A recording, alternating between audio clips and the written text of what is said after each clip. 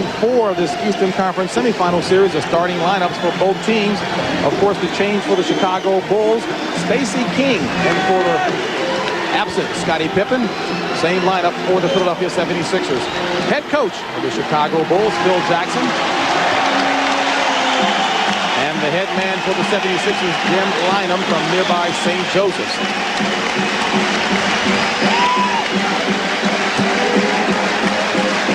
As far as the 76ers are concerned, Tommy, there is no place like home, and they plan to try and prove that today. The officials for today's contest, Earl Strom, the veteran, of course, Bill Oakes, and Jack Nees. Well, Barkley has to not let the double teams that were so effective in Chicago take the ball out of his hands. He did not do that on Friday night. Very effective early. Jaminski controlling the tap for the 76ers. This is Johnny Dawkins. And to Charles Barkley, who was simply a man on Friday night, starting off early with the basket. Well, you put him down there on the baseline and get a pick for him. Awfully difficult to double team. Jordan over Hawkins, and Michael Jordan getting off early. 5 of 6 misses from the floor in the first quarter on Friday night. He starts off quickly today. And that also was a key to the early good start of the Sixers. But Michael Jordan hitting from the outside, very, very good sign for the Bulls. Here's the double team developing. He tries to slide through. Before it totally gets set up, he ends up on the free throw line.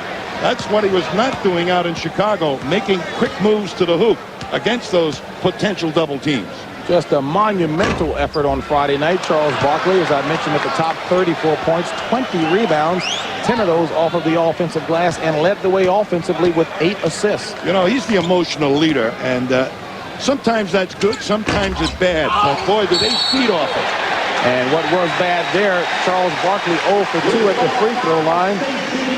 And Stacey King picks up his second personal foul, team second for the Chicago Bulls. King, of course, hoping to get off quickly today in place of Scottie Pippen.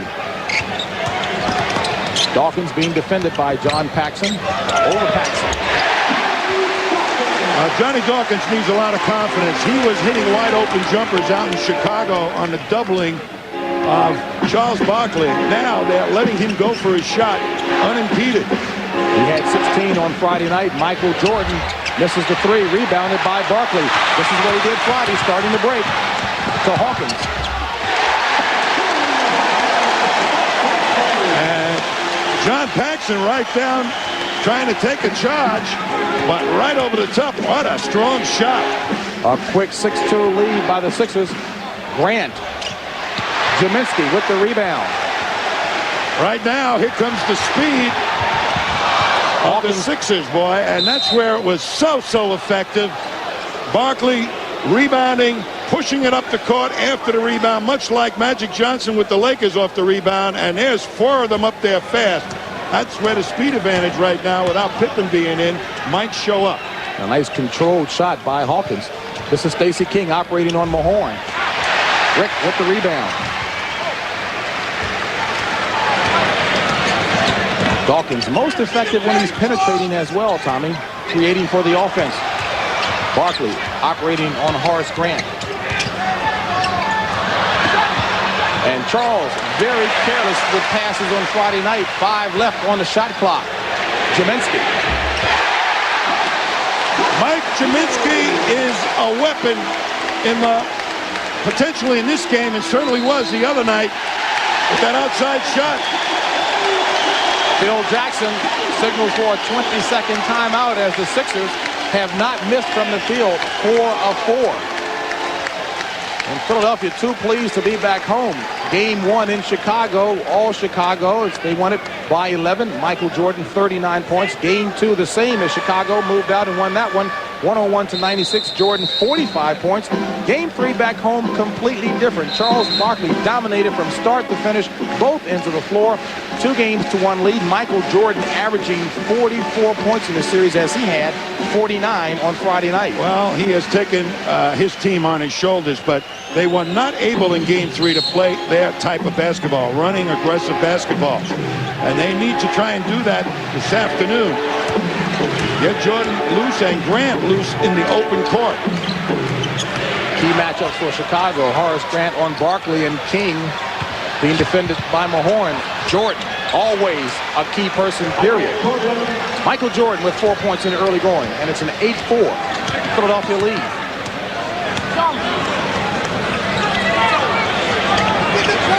Zelinski posting up with Stacey King. Left-handed hook shot by Mike Zelinski wasn't pretty, but effective. Well, he's working against a rookie, and they decided to test him in the low post. That's not one of his real strong points, but against a rookie, it might be. Philadelphia yet to miss from the field, 5 of 5. Here's King with the running left-handed hook. Cartwright rebound and scores over top of Zelinski. Bill Cartwright did not score a point Friday night. 0 for 2 from the floor in 27 minutes of action. Need more production from him. Well, they got to get him the ball, but the Sixers were double-teaming him in the low post. He's not real good beating that double team. Zelinski with the second jump hook shot. This one with the right hand. He's got a height advantage on Stacey King. They may end up having to double Zelinski in the low post, and that'll turn Barkley and the Sixer guards loose. I don't think Zelinski forgot how abused he was by King in Chicago in Game 2 as Bill Cartwright is called for steps. Turnover Chicago, ball Philadelphia. Zelinski's low post defense was suspect out in Chicago. They helped him out when the ball went in against Cartwright in Game 3 by doubling down. That time they didn't quite do it. Hawkins into Zelinski, who's 3 of 3 from the floor. Dawkins penetrating where he's effective. Out to G-Man. Rebound, Mahorn. Barkley. Fouled by Horace Grant.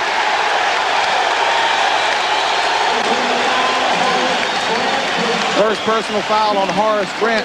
Third team foul. This is where Barkley was immense in the third game. Mahorn puts it back off the glass, and Barkley really carves out space.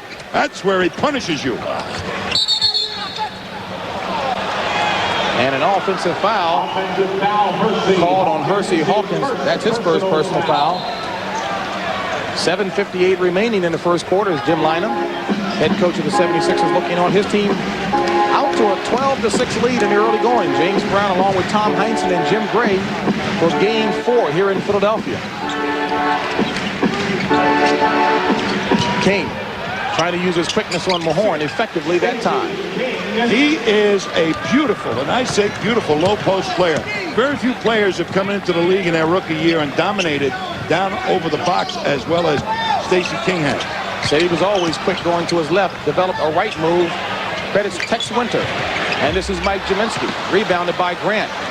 Chicago much prefers an up-tempo game. Jordan to King. King, the power forward, out and on the wing, and that's a good sign for the Bulls. Excuse me, Tommy. Rick Mahorn had his ankle stepped on that time. He's limping very badly and taking himself out of the offensive play to the bottom right of your screen. Trying to run it off.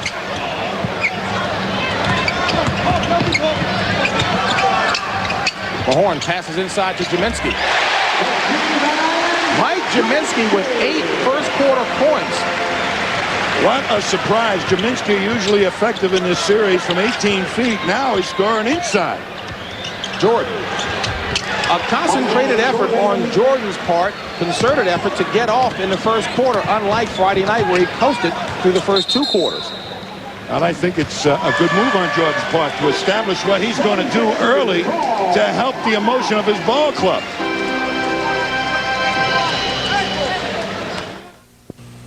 GM car or truck faster? Some people out there don't believe that I have a mother, but I do. Happy Mother's Day, Mom, with all my love. And happy Mother's Day to my sisters and my other family. You're going to see Rick Mahorn right now coming in for the rebound and just twisting his knee as there was a collision.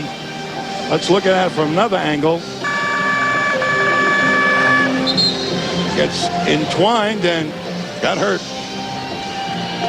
Well, Tommy, we'll find out how badly. Let's go over to Jim Gray with the report from the Sixers bench. Jimmy? Okay, James, what happened to Rick Mahorn is he sprained the inside of his left knee. He's grimacing. He's having trouble putting any weight on it. Now, Tony Harris, the Sixers trainer, is working with him. Mahorn just told me that he's all right. It's just really sore. He thinks he'll be back. All right, Jim. And Rick Mahorn, of course, hurt that right knee on Friday night, and now today the left knee. Well, he's an important player, no doubt about it, to provide that banging that has caused concern to the Bulls. The intimidator that has at times taken the Bulls out of thinking of what they're supposed to do and worrying about him. Ed Neely into the lineup now for the Chicago Bulls, replacing Stacey King, and Jordan comes over to block Barkley's shot, and Horace Grant aggressively on the boards. This is Michael.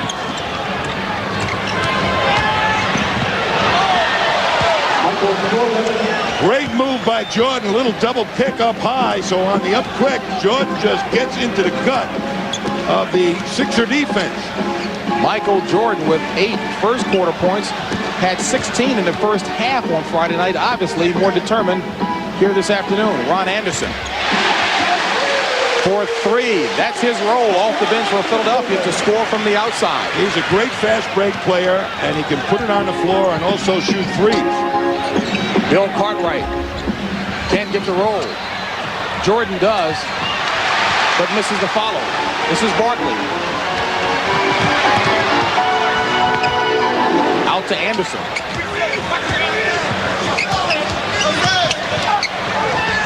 Good defensive rotation by Chicago. Dawkins. A 2-pointer by Johnny Dawkins, who has 4 points, 16 he scored on Friday. Boy, they really need his outside shooting on that rotation of any kind of double teaming of Barkley. Jordan. You wonder how this guy maintains his stamina as long and as well as he played on Friday night. He comes right back and takes matters in his own hand in the first quarter. That's been the most amazing thing about Michael Jordan to date, is his stamina. How he's been able to elevate his game, play that hard, score 40, 50 points, and still do all the other things he does. Well, Mike Jaminski doing what he does best, scoring. He's got 10 points in the first quarter. Mike Jaminski, not your typical center. He's kind of a perimeter center. Well, against certain people, he can get the shot off, as we saw very well in the early part of this game against Stacey King, who kind of gives him his position, but he is more known for his outside shooting ability and passing. Cartwright. I'll tell you a guy that's banging right now for the Bulls. That's Grant. Mike Jaminski getting a much-deserved hand as he takes a seat on the bench, replaced by Rick Mahorn. So there's Dawkins and Hawkins in the backcourt for Philadelphia. Rick Mahorn, Ron Anderson, and Charles Barkley for the 76ers. Anderson going by Grant. Paxson with the loose ball. Great block out that time by Neely.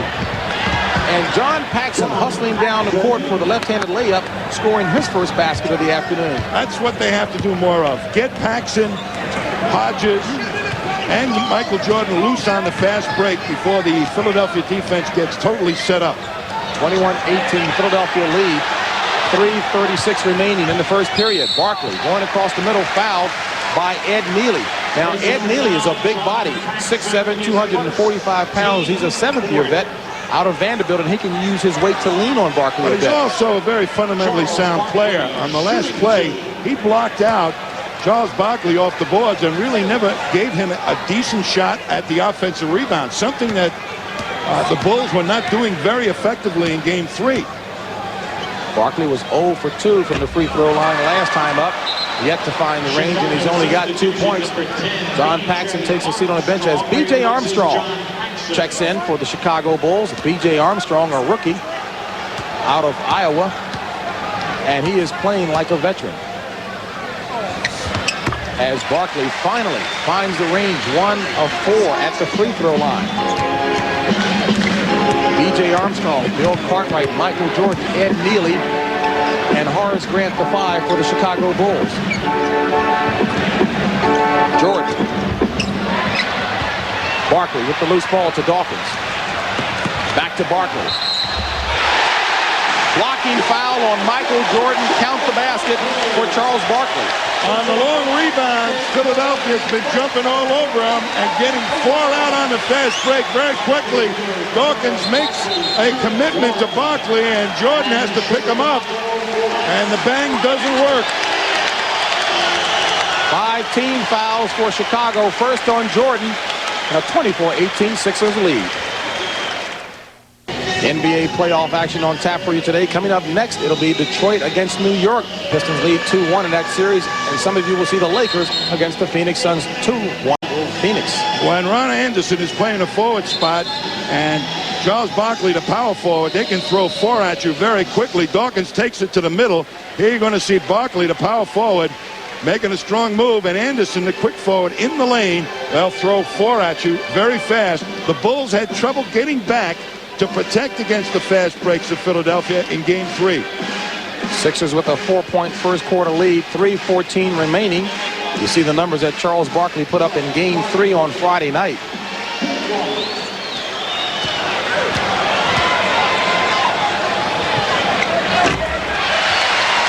Barkley improving at the free throw line, 2 of 5 now. He's got 6 points. Michael Jordan has taken 8 of the Bulls' 17 shots. He's only made 5. Horace Grant working hard to free himself. Defended by Ron Anderson right on top of him. Tough shot by Horace Grant. Well, the Sixers have a speed advantage, but the Bulls have a size advantage at the forward spot right now, and they went right to it. B.J. Armstrong defending Johnny Dawkins. Anderson pushed out high by Neely. Should be a quickness advantage here for Anderson. Dawkins penetrating and scores.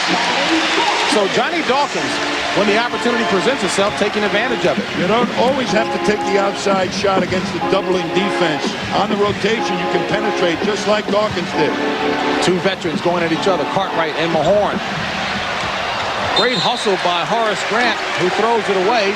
Was being upended by Ron Anderson. But Grant showing real good aggressiveness on the boards, Tommy. Now they're trying to get Grant more involved in the offense, too. He's not one of their prime options and hasn't been, but maybe will be today. Well, someone's going to have to step to the floor with Scottie Pippen out his 20 points at home.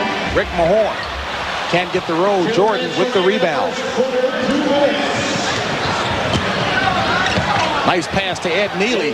So the big fella, Ed Neely, lumbering down court, open for the shot. Boy, and he took Barkley right off the boards, and Barkley got knocked off his feet. That's why he was wide open for the layup up the other end.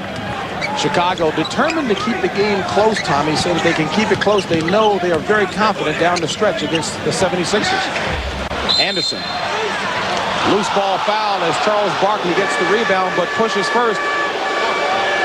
Barkley picks up his first personal foul. Watch the fight for position. Michael Jordan ends up with Barkley, trying to keep him away from the boards, a man-sized job. And Jordan gave the direction the foul should go. It's ours. 14 fouls on Philadelphia. 1:20 remaining in the first quarter. Dawkins with the steal. A 1-on-2, and Will Perdue picks up the foul. Great weak side defense that time by Johnny Dawkins. On the swing of the ball, he was already out in the passing lane, and Will Perdue should not have thrown that pass.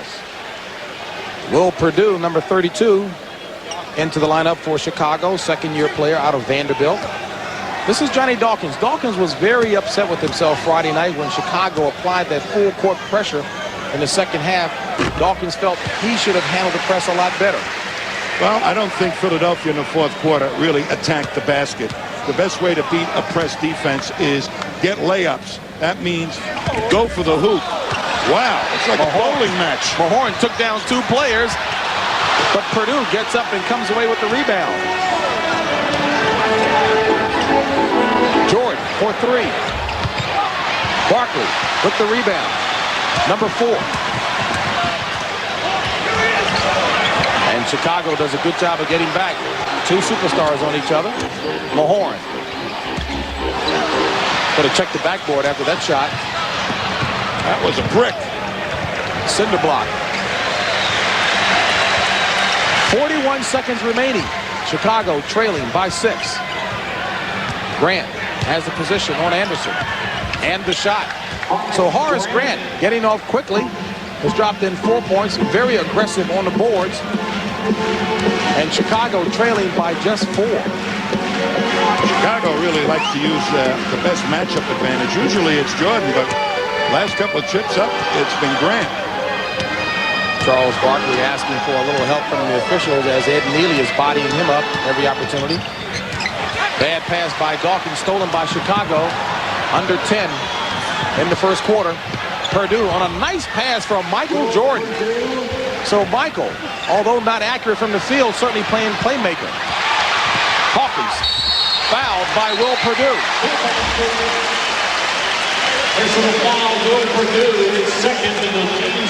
So Hersey Hawkins challenging the 7-foot Will Purdue, and Purdue picks up his second personal foul. Phil Jackson is rotating his people. Will Purdue was up the other end and almost had a tip-in on that fast break, and yet gets back to create problems for Hersey Hawkins. That's not an easy run for Will Purdue. Hersey Hawkins with 3 points in the first quarter. Had 27 on Friday night, 19 in the first half. Hersey Hawkins has come into this year's playoffs with a world more of confidence than he had last year. He talked himself out of a good series against New York, in my opinion. Right now, he feels he can make anything. Jordan pushes off, but can't find the range, and that's the end of the first period of play here in Philadelphia with the score. The 76ers lead it 30-26. We'll be back with second quarter action after this.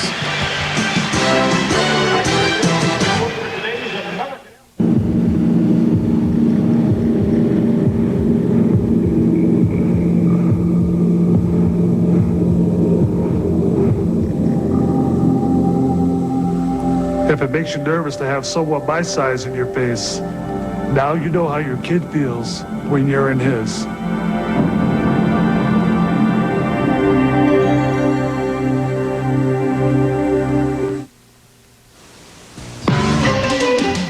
CBS Sports coverage of the 1990 NBA playoffs is sponsored by The Good Time, Great Taste of McDonald's. Delta Airlines, we love to fly, and it shows. And by Jeep and Eagle, official vehicles of the NBA. A well-played first quarter here at the Spectrum in Philadelphia. Sixers nursing only a 4-point lead over Chicago, 30-26. And Tommy, a big difference from Friday night when the Sixers just exploded in the first quarter, got the lead up to double digits, high double digits at that. Chicago, good job. You'd have to say that this is just the type of quarter that they wanted to play. They took the emotion away from Philadelphia. They played an up-tempo game. Jordan got out in the open court, and they were able to use some good inside mismatches, establishing those with Grant. So you'd have to say right now, Phil Jackson has to be a happy guy.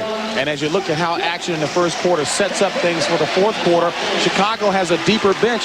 Philadelphia generally only goes 6 and maybe 7 deep because, of course, Derek Smith is out injured. The first guys that really break down in an up-tempo game are the big guys. So look at Mahorn, look at Mike Jaminski, and Jimmy Lynam is going to have to really be watching those guys as this tempo progresses. Scott Brooks into the lineup for the 76ers, along with Craig Hodges for the Chicago Bulls. This is B.J. Armstrong. Barkley, aggressive rebounding. Number 5. Oh, what a great defensive job by Will Purdue just to get down here and take that angle of attack away from Barkley. Mahorn with Neely defending, and he walked. So Mahorn trying to get a little too fancy on the pivot move, gets called for traveling. Boy, and Neely had some space between him and Mahorn, and he was playing him to the middle. Good defense that time by Neely. B.J. Armstrong, Horace Grant, Ed Neely, Will Purdue, and Craig Hodges, the 5 on the floor for Chicago. Shot by Purdue is short. Chicago doing a good job of getting back on D. They sure are, and I'll tell you, Purdue is number 1 in that department. Anderson with Grant defending. To Mahorn. Blocked and foul. Well, getting that ball through on the baseline has to be a miracle because there were all kind of red jerseys right there, but they did.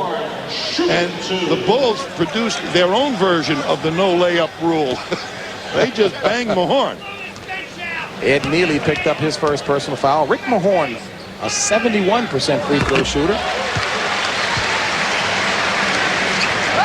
And they looked to Mahorn as the guy that really turned his team around. They were surprised that he was as good defensively as he really turned out to be. He's become their defensive quarterback.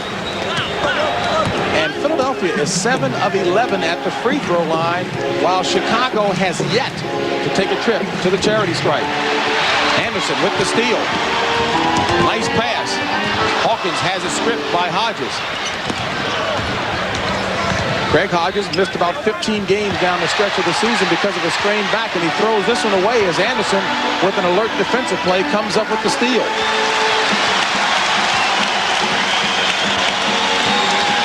Scott Brooks, a second-year player out of Cal Irvine, small but tough and can nail the three-point shot. Jimmy Lanham describes him as disruptive.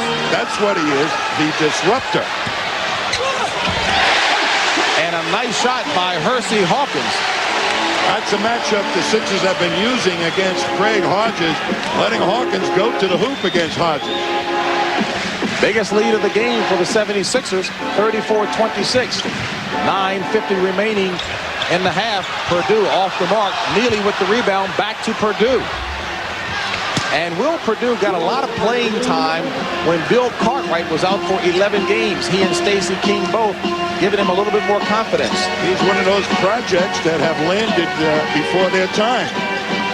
Matter of fact, Chicago was 9-2 when Cartwright was out for those 11 games injured.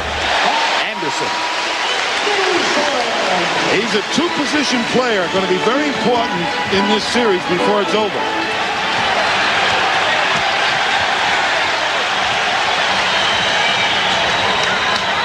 Purdue spins by Mahorn and scores the continuation basket. Will Purdue is really a very decent low post player. He's got some moves and he's got usually a good shooting touch down there. A break in the action. Chicago trailing by 6. Recently, Four Wheel and Off-Road magazine tested the latest imports and domestics to determine this year's 4x4 of the year. The winner was then tested against past 4x4 of the year winners to determine the best of the best. They compared power, performance, and handling. And when it was over, Jeep Cherokee stood on familiar ground. Get $1,000 cash back or 0% financing on Jeep Cherokee. Describe McDonald's in 3 little words. 3 little words. Big Mac, fries, Coke. Clean, clean, clean. Butch, Gerald, David. See, I met them all right here. Joy, Happy Meals. Fresh, deaf, cooking. Extraordinary, innovative, convenient. Filet-O-Fish. You know the one, McDonald's. Food, folks, fun. Yum, yum, yum. This is it. The Tour de Light, the race to win America's favorite light beer, has reached New York. Excuse me, fellas. I'm looking for New York. Big place, tall buildings. Subway. This is when many cyclists say they hit the wall, but they push on. Why? Because it's there, at the finish line, a lifetime supply of Miller Lite. And now, it is anybody's race. All right, looking good.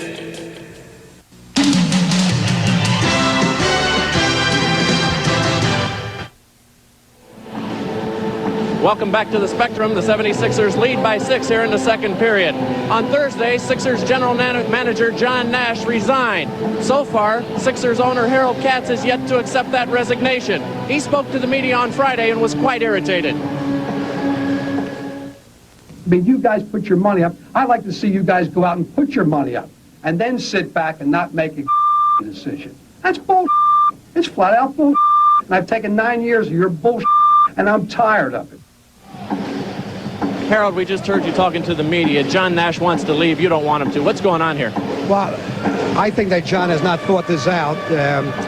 I think in the last 2 weeks, he's reconsidered. We're going to sit down and talk after the playoffs, and hopefully John will stay. I want John back. He's done a fantastic job for us. I think John got burned out, and he came to me 3 weeks ago, told me about it. I said, John, reconsider it, think about it, and then the media leaked it. During that period of time, I think John has reconsidered. We will sit down afterwards. We will follow the saga. Thank you, Harold Katz. All right, Jim, and indeed the saga will continue Harold Katz expressing his frustration because the media had indicated that Harold was a little too involved with the franchise, not letting John Nash make decisions, and you heard his response. Will Perdue, the first free throw for Chicago in the game. And there's the press defense that was so effective in the fourth quarter. Let's see if the Sixers are prepared to defeat it. Best way to get them to take it off is get layups. And Chicago will give Barkley the outside shot all day long. Will Perdue has Chicago's last 7 points.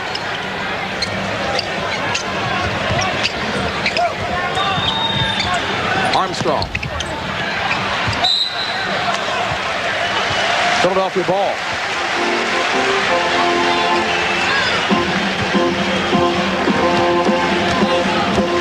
Scott Brooks bringing it up for Philadelphia. Well, to harass him in the backcourt right now, that takes some clock, time off the 24-second clock. Doesn't give him an awful lot of time to run their half-court offense. And Perdue can't find the handle on the rebound off of his teammate Horace Grant. Stays Sixers ball. Mike Jaminski back in for the Sixers. He's the leading scorer for Philadelphia with 10 points. Barkley with Neely. Double clutches. The good help by the 7-footer Will Perdue forced Barkley to double clutch. He sure did, and Barkley kind of could have taken it right through there. He's favoring the fall-away jump shot right now. Grant. So Horace Grant using his quickness to get by the smaller Ron Anderson, and Horace Grant with 6 points. It's a 36-33 Philadelphia lead. Now the tempo, Tommy, is more to Philadelphia's liking. This is B.J. Armstrong. Nice pass back to Perdue, blocked by Barkley. Here come the Sixers. And a technical foul is called on either Will Perdue or Phil Jackson. Both were mouthing off. But they took a layup away from the Sixers while that argument was ensuing. Phil Jackson up as Philadelphia had a real good fast break advantage. Will Perdue claiming that his shot was goaltended on that Chicago fast break thrust. And Jack Nees promptly assessed the technical to Will Perdue. So Hersey Hawkins, an 88% free throw shooter on the regular season, will shoot the technical. And gets the familiar roll from the hometown rim. You know, Hersey Hawkins is what I call a middle finger shooter, not an index finger shooter. Which means sometimes you're going to have bad nights because it rolls off the right side of your hand, not the left side, the thumb side. Sooner or later, when they become pros, they start working get down and get the ball on that index finger. The pointing finger. Jaminski, 12 points. The jump hook shot is working extremely well for Jaminski. 6 of 8 from the field. Going one-on-one down in that low post against Perdue, the big guy. And boy, the fans have been on Jaminski hard here in Philadelphia, so this is somewhat retribution time for him. Anderson with the rebound. And Chicago stopping the Philadelphia fast break with a double team. Thornton. The Bulls all over the rebounder. He got the outlet out, and boy, did they get it up the floor quick.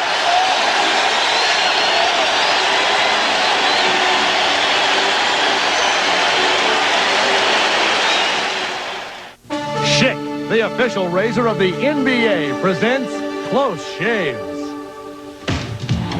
The defending NBA champion 76ers are surprised at home by the inspired New Jersey Nets. The heavily favored Sixers regroup to tie the series in New Jersey. But in the deciding game, the Nets are in position for the upset.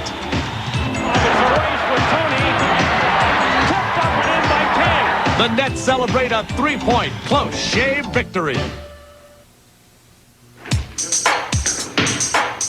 I'm Mike, Paxton brother nobody knows. Who is that guy? I'm Mike. We all shave with the same razor, Slim Twin disposable. Slim Twin. Slim Twin. It's got a narrow head. Like Mike. I'm Mike. Yeah, so you can shave hard-to-reach places. Men prefer the Schick Slim Twin over Good News. The Slim Twin disposable reaches every place on every face. Guys? No autograph. Sorry. From Schick. Who's got the marketing plan? I do. Sales forecast. Right here. Presentation boards? Murphy's got them. Where's Murphy? This is the final boarding call for Delta Flight 6. Maddie Klein knows careers are rising on Delta flights. Mr. Murphy? Yes. We better go. Nobody told me you had a cast. Nobody knew. Passengers should now be on board. Maybe that's why more business people fly Delta than ever before. Mr. Murphy, you have a nice trip. Thanks. Already had one. Delta, we love to fly and it shows. Many of golf's sharpest shooting legends have won this tournament as tradition-rich as Texas itself. The Southwestern Bell Colonial next weekend. Chicago has improved its field goal shooting, but Philadelphia is doing one better with some substitutes. Mike Jaminski, 12 points, 2 rebounds, and the Philly outside shooting, specifically Hawkins, Dawkins, and Anderson doing the job, and Philadelphia enjoys a 41-33 lead with 6:47 remaining in a half, and Phil Jackson and Will Perdue were beside themselves on this block, Tommy. Well, you're going to see right now, fast break, thrust, hard push, and Perdue on the trailer, and DJ Armstrong, but you watch this play. That ball just was practically just a half an inch out of Perdue's hands when our guy, Charles Barkley, whopped it away. So no goaltending on that one. Just great defense by this man.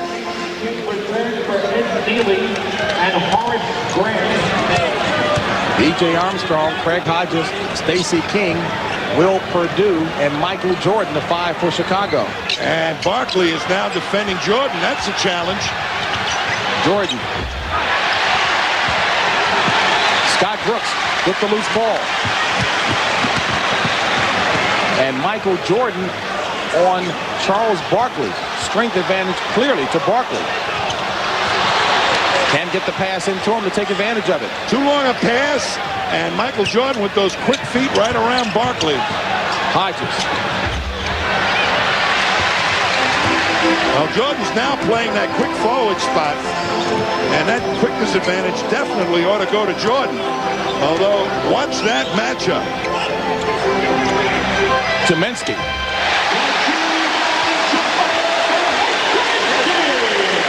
Mike Jaminski is on fire. 7 of 9 from the floor.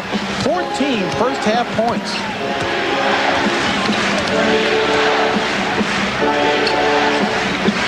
King being defended by Bob Thornton. And Barkley is just trying not to let Jordan get the ball at all. Perdue fouled on the shot. Shooting situation. They're going to see right now Michael Jordan defending against Barkley in Barkley's turf.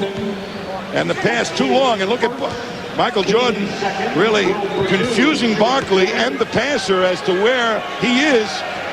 And he just stepped around with those quick feet and picked it off. That's the best way to play a low post player, is not let him know where you are.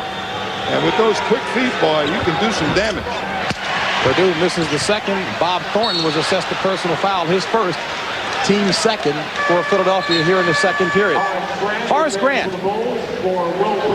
back into the lineup for the Chicago Bulls, replacing Will Perdue. And Will Perdue played one great stint there. He hustled and went back, and for a center to get back and protect against fast breaks, that's a big effort. And Perdue sits with 8 points, having scored 8. Johnny Dawkins back into the lineup for the Sixers, replacing Scott Brooks. Jordan. Grant with the rebound, fouled by Bob Thornton.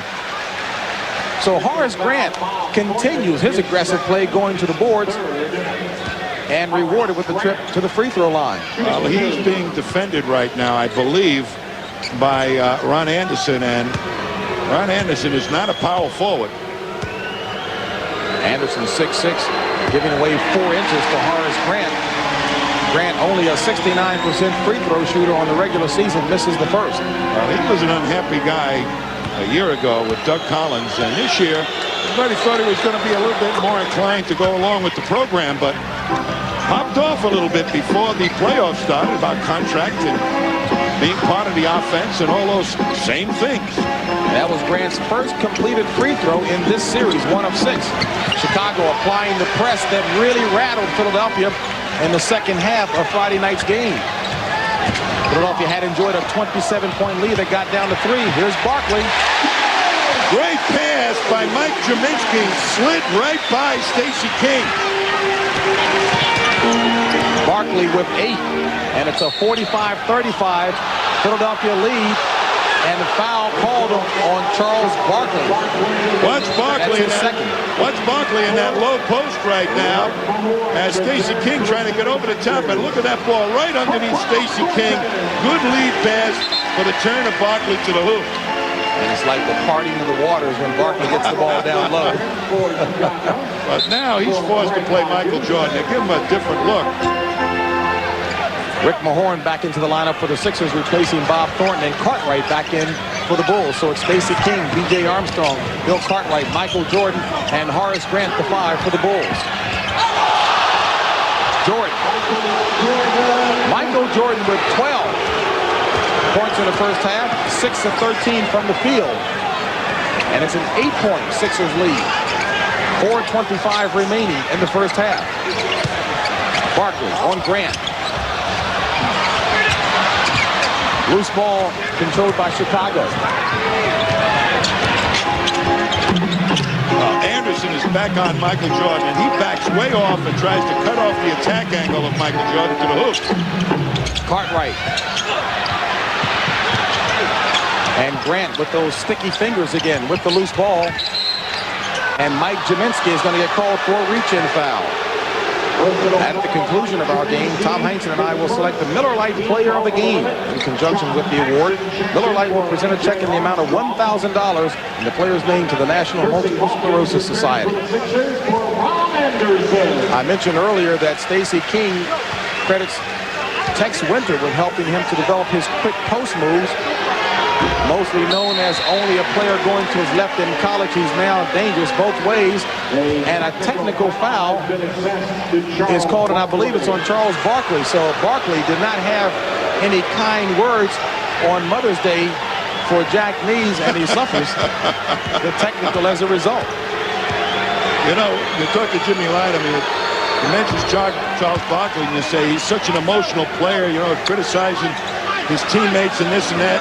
And he says, well, you look at Barkley on the court, you know he's emotional, and that emotion allows him to do great things and allows him to do some stupid things. When you get Charles Barkley, you get the whole package. And he's right. And I'm sure his mother knows that and shared that with Bill Raftery and Pat O'Brien. 45-39 lead, Philadelphia. Dawkins on the move.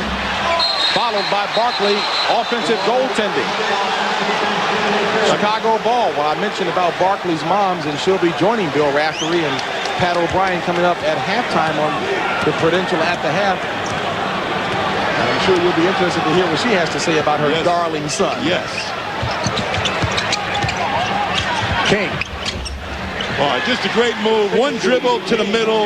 Gets the defender leaning that way, and it swoops back with the curl-in hook shot.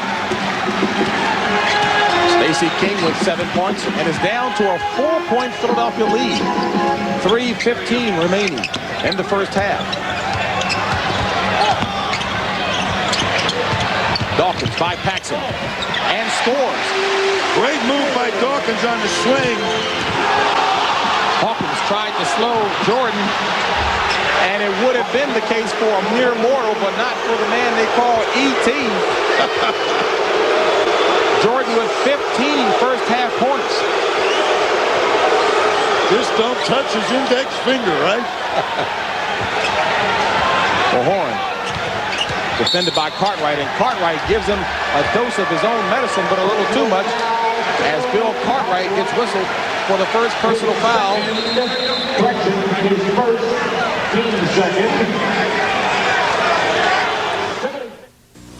This is it. The Tour de Light, the race to win America's favorite light beer, has reached New York. Excuse me, fellas. I'm looking for New York. Big place, tall buildings. Subway. This is when many cyclists say they hit the wall, but they push on. Why? Because it's there. At the finish line, a lifetime supply of Miller Lite.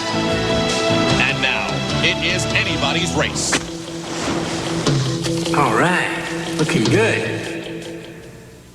You know what's so special about this STP son of a gun protection? It's the eccentric molecular structural units, which form linear polymorphic bonding sites at the onset of induced atmospheric propulsion. In other words, it'll make your car look real good when you shoot it. Son of a gun. What a difference. With rugged garden grip tools, the yard work isn't a life sentence, because they've got cushion grips that are really easy on your hands. Garden Grip, the great escape from yard work, only from True Temper. And they ain't just whistling Dixie. Can you describe the experience of driving your new Eagle Talon in 10 seconds? I could, but I'd rather show you in 6.3.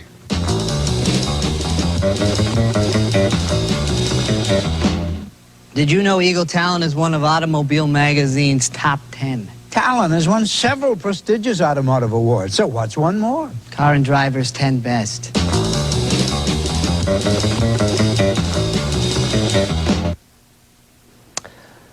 We'll get you back to the Spectrum in a moment. I'm Pat O'Brien in New York City with a reminder that coming up on the Prudential at the half, we'll check in on our doubleheader sites where the Knicks and Pistons are getting set for Game 4 downtown, and likewise the Lakers and Suns in Phoenix.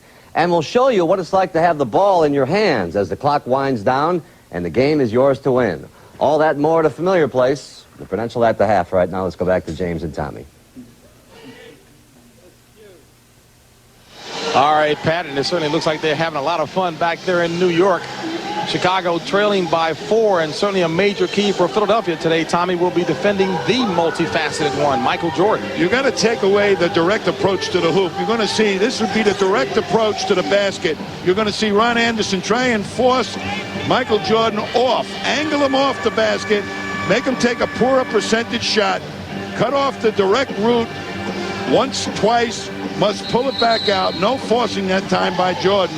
In Game 3, Jordan took some pretty tough shots for him with good defense by Anderson. And Tommy, you commented that Philadelphia did an excellent job of defending Michael Jordan, cutting off the angles, and yet he goes out and scores 49 points, 33 in the second half, 24 in the fourth quarter. But he didn't do it in the first half, and that's when Philadelphia got the big lead.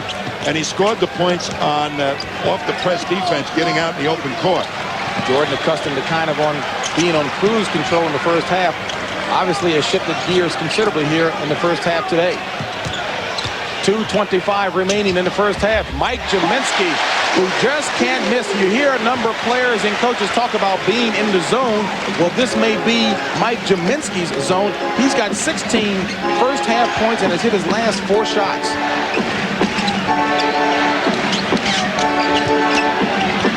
King and the spin moves that we've talked about so much working effectively for him. Well, they turned him to his right hand, but he still got the left hand shot off.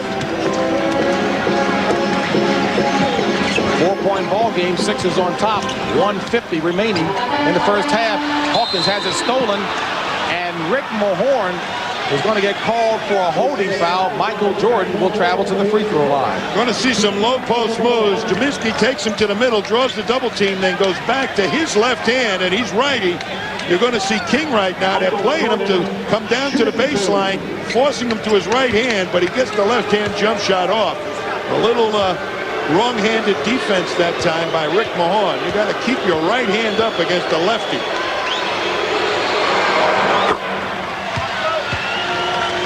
Michael Jordan, 7 assists to go along with his 16 points. Make it 17. Tommy, you talked about, again, wrong-handed defense. Is it a natural move for a player to go up with the left hand, a right-handed player to go up with the left hand on defense? Yeah, it kind of is. And against the right-handed player, you ought to have your left hand up. Your strong hand, if your right hand is your right hand naturally, you got to learn to play defense against the right-handed players with your left hand. I got you. Vice versa. Well, you need a few hands to play against Michael Jordan.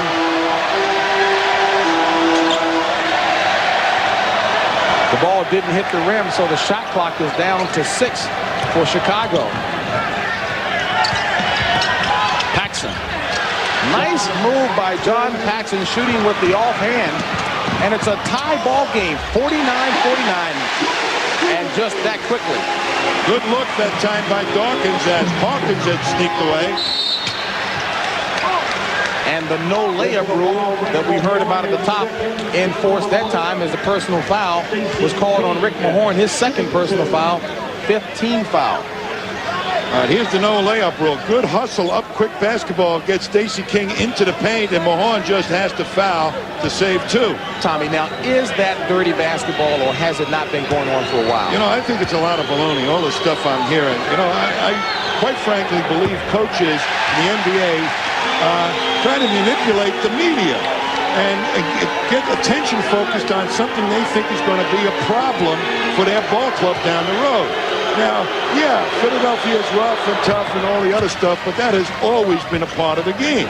And I think one of the ideas of intimidation is not to hurt anybody, but is to get them away from what they're focusing on, the basket or anything else, their game plan, and get to play or get mad at the defender that's doing it, to lose their cool. And it's worked quite obviously with several of these teams when the Sixers have employed those, in essence, in quotes, underlined rough tactics. Every once in a while, they jump over the line. Understand. John Paxson a little too aggressively that time, trying to prevent the penetration in the middle of Johnny Dawkins, picks up his second personal foul. Jimmy Lynam says he's really pleased with the development of Johnny Dawkins, who has taken on the leadership role necessary. Dawkins, fourth-year player out of Duke, nails both at the free throw line. Well, Rick Mahorn told you he doesn't consider it dirty. He says it's playing within the rules. He and Barkley both have said that. Jordan loses the ball. This is Dawkins, 3-on-2 to Barkley, traveling. And Michael Jordan comes down and just to make a statement, grabs that ball with both hands. That's shot by Charles Barkley. Philadelphia plagued by turnovers here in the first half. They've got 11 and hold on to only a 3-point lead. Under 30 seconds to go in the first half. Purdue make it Paxson. King with the rebound. And Jaminsky with the board. Barkley. Charles Barkley barreling to the basket, fouled by Horace Grant. Second personal foul on Horace Grant. And don't forget, coming up in 17.9 seconds, we'll have the Prudential at the half in New York, where Bill Raftery and Pat O'Brien continue to have fun and inform you. You know, Barkley, in preparation for this series, playoffs, on the back of his sneakers, he's got written for everybody to see, kick their butt. But it's another word used for butt.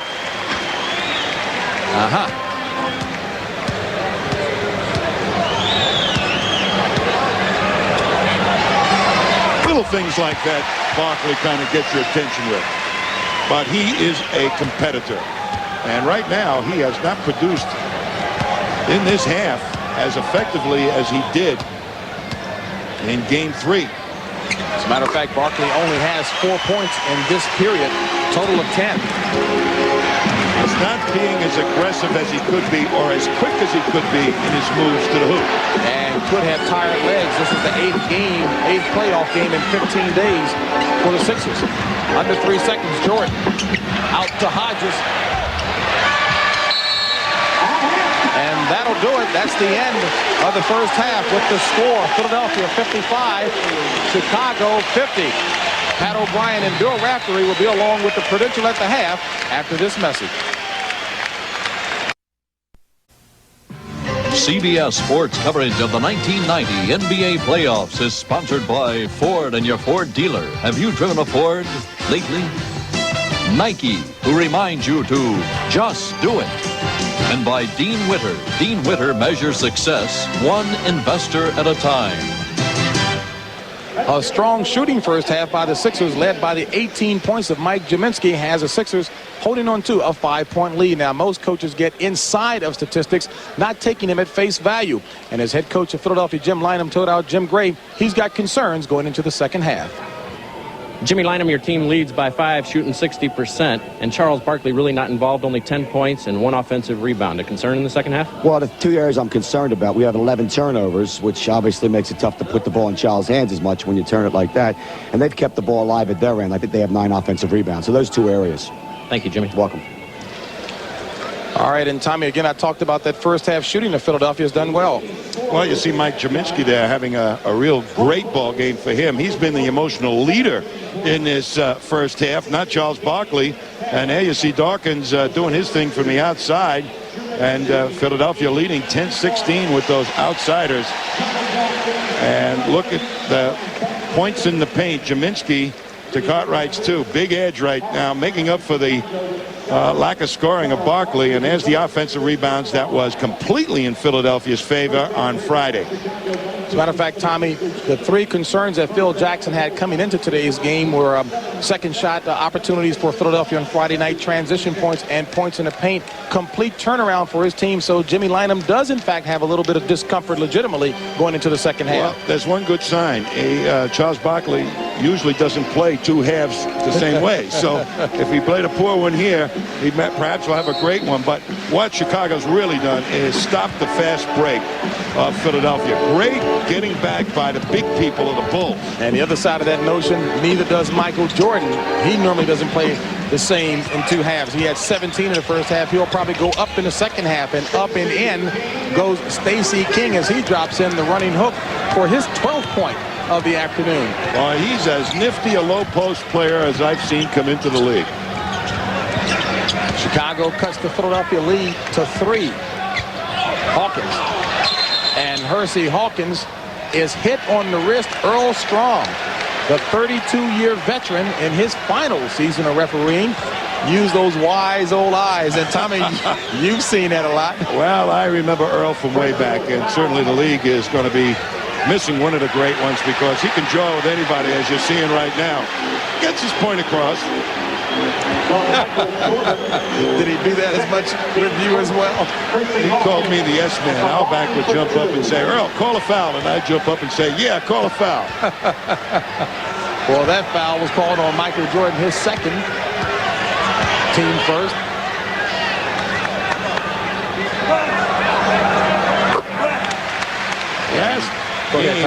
Last game, the Sixers really fed off Barkley's being double-teamed. They solved that problem beautifully. And the Bulls have packed it in a little bit more so that the likes of Hawkins and Dawkins cannot penetrate as effectively. And Barkley himself is having great difficulty in that area. Hawkins gives the Sixers a 5-point lead again. Cartwright.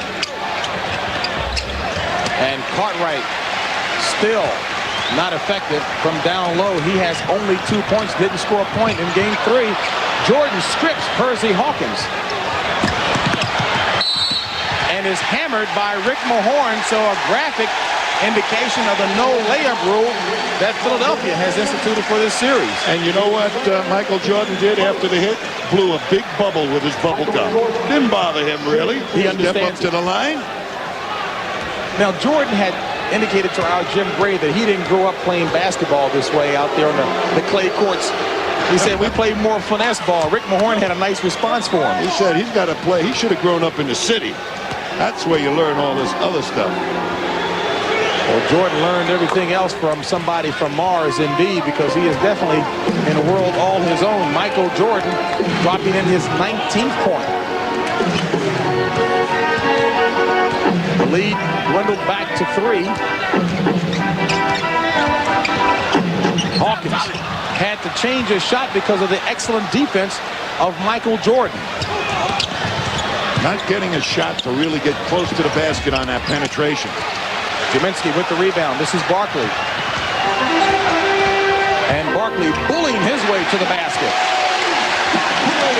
They are taking his right hand away from him. They're forcing him to go left, so he has to bring the ball back to the defender. Barkley trying to get himself fired up, which in turn will prove to be contagious for the team. Cartwright, double team, Paxson, back to Cartwright. And 3 seconds called on Stacey King. You watch Barkley on the wing coming up on the break. They take that right hand away from him, force him just an angle back. And he's got that great leaping ability, but that is the tough shot for Charles Barkley.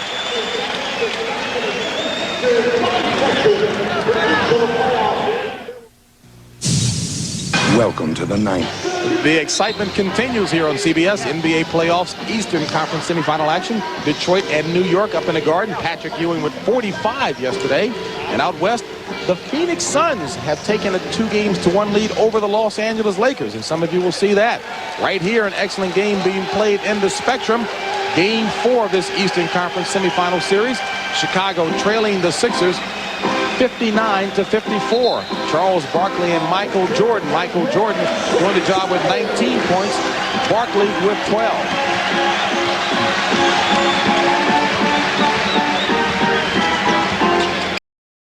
Jaminsky. Mahorn with the rebound. Hammered by John Paxson. And Mahorn didn't complain because he understands that's what he dishes out. A little bit of rough play. Grab on, hold. That's a lot of holding there. Take a foul. He's a good kid. Mahorn. He sure is. He must have talked to his mother. Third personal on John Paxson. Second team foul. Barkley. Jordan above everyone. King. Stacey King and Tommy, I tell you, that move really does look good. He goes up under control. He said he had been rushing the shots earlier in the season. Now he takes his time and he's more effective. Well, he sure has it down, but what was effective there was he got up there before any of the the Sixers big guys. Hawkins for 3. Percy Hawkins with his 12th point of the afternoon. And it's a 62-56. Philadelphia lead. 9 minutes remaining in the third. Jordan. Grant. Offensive rebound. A little too emotional on the play as he took steps before he followed up with the shot. But he has been aggressively attacking the offensive board, and he's one of the big reasons why they led in that department in the first half. And he's trying to continue that because that was a big factor. Dawkins, Hawkins, Barkley, Jaminsky, and Mahorn.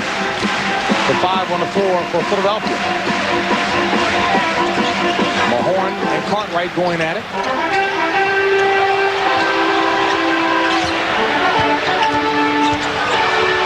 And Mahorn leaning in but can't get the roll. Paxson, nice pass to King. And Stacey King at 6'11", outrunning the 6'3" Hawkins. Oklahoma basketball. Everybody runs out there. Billy Tubbs' specialty. Hawkins for 3.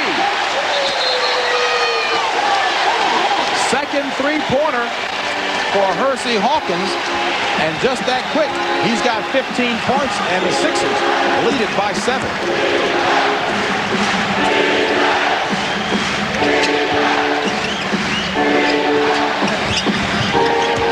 Paxson. Tapped out by Mahorn to Barkley. To Jaminsky.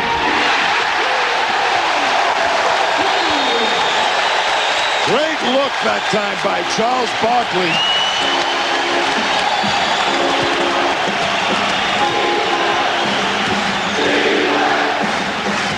So Barkley is not scoring, he's passing and getting the teammates involved.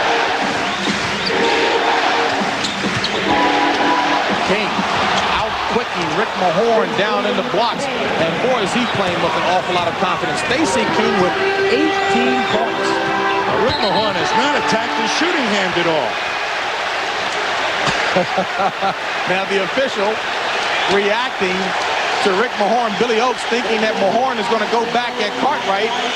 I got to get my good spot here. How many times have you seen guys that he was defending end up on the floor? He knows what it's like. But you know what's really funny? They asked Rick Mahorn, they said, why are you guys wearing black shoes? And he said, well, we thought about pink and about lavender type shoes, but we're not that kind of team, pink or lavender. They are that kind of team.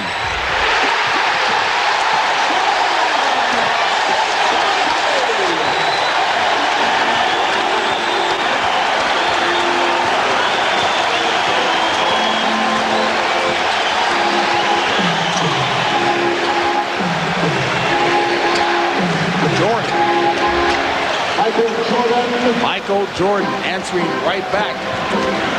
Michael with 21 points. 7-point Philly lead. Barkley. Boy, he had a clear shot to the hoop that time on Grant. Paxson better when he posts up like that or squares up, and he nails it 6 out of 10 times. He will do that. John Paxson.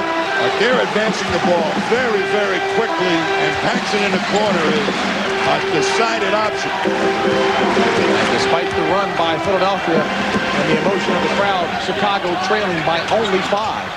6 minutes remaining in the third. Grant, good knockaway. This is Paxson. Blocked by Barkley. And it starts a break. Hawkins for 3. Kaminsky in the first half. Hawkins with the outside shots here in the second half.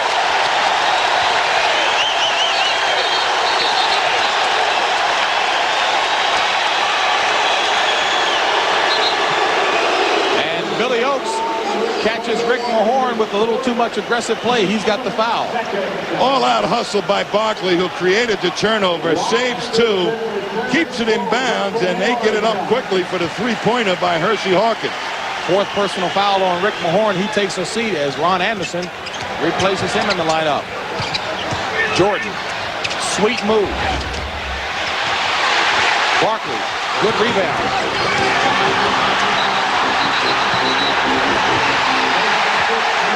And Barkley, as he leads the break, is fouled, showing his agility and ball handling moves. Jack Nees whistles the foul on Grant, his 3rd. Here he comes off the boards with the rebound. Right now, he should have gotten it to somebody else, but they attacked him too quickly and decided, well, I might as well continue on. But there were people open at the wing. And at least in the film room, before practice, they can say, I made a stab at it, but they didn't go wholeheartedly after Barkley. Anderson. King runs it down, stolen by Hawkins, and hammered by Cartwright. And again, Tommy, the interaction between Cartwright and Hawkins indicates they understand you don't come in for easy layups. Cartwright helped them up. That's a hard foul, and that's what they said are going to happen in this series. Good steal here by Hawkins. Takes it strong. Their center, the power guy, puts him down. No hurt. But what the intent of all that is by both ball clubs is to let everybody know that you have to watch me at least and take your eye off the basket. Technical foul was called on Charles Barkley, and Jordan misses the technical free throw. But back at this end, Hersey Hawkins will go to the free throw line after being fouled by Bill Cartwright. Well, while we were doing that replay, I missed what happened with Barkley, but that seemed like a foolish technical. And that's one of those indications of what Jimmy Lynam meant. When you take Charles Barkley, you have to take him all. Take the whole package.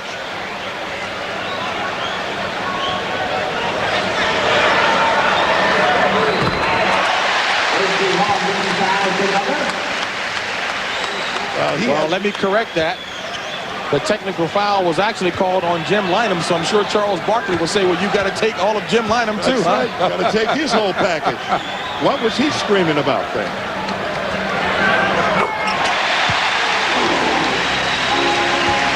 Hersey Hawkins has been the emotional part right now, pumping emotion into his ball club. Barkley did in Game 3, and Hersey Hawkins and Jaminski in Game 4. Dawkins to Anderson to Jaminski.